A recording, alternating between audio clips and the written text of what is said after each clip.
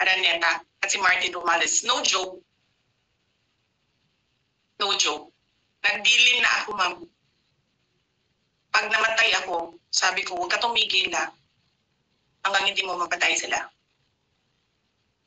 And then he said yes.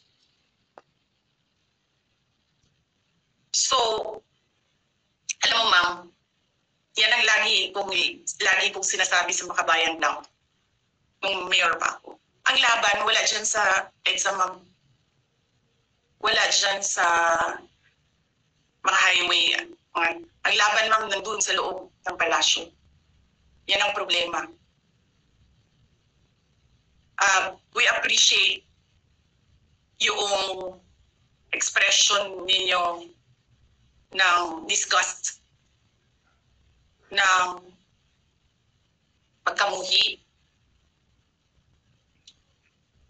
ng hopelessness, kasi it reflects kung ano yung nararamdaman ng marami, milyon. Alam ko yan, ma'am, kasi kahit saan ako pumunta, ako ang sinasabihan, binoto namin yan dahil sinabi mo, iboto namin. Ninyong lahat, Martin Romales, Lisa Marcos, Bongbong Marcos.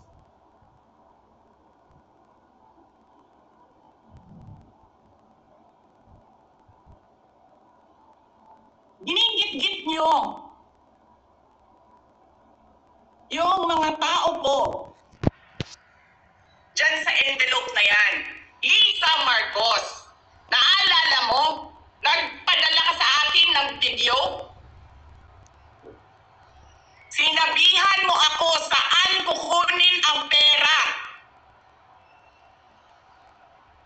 Pinakita mo ang mukha ng tao doon sa video message mo.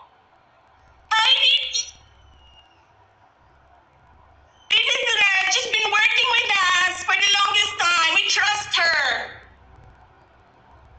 You sent me written instructions about money.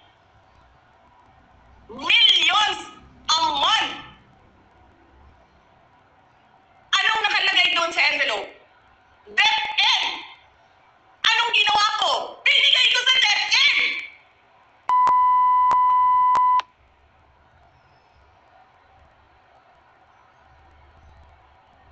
Wala ka naman posisyon sa gobyerno, namimigay ka ng pera ng gobyerno eh.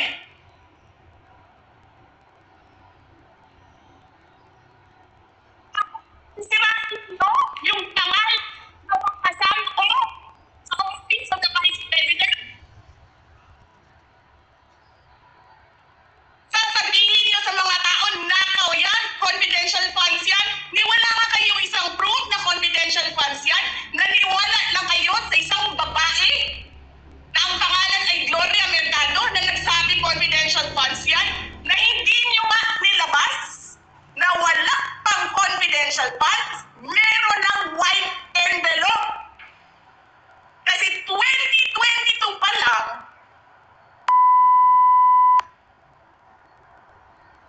may utos na ng pera sa DepEd. Tapos kami yung nagsisinungaling?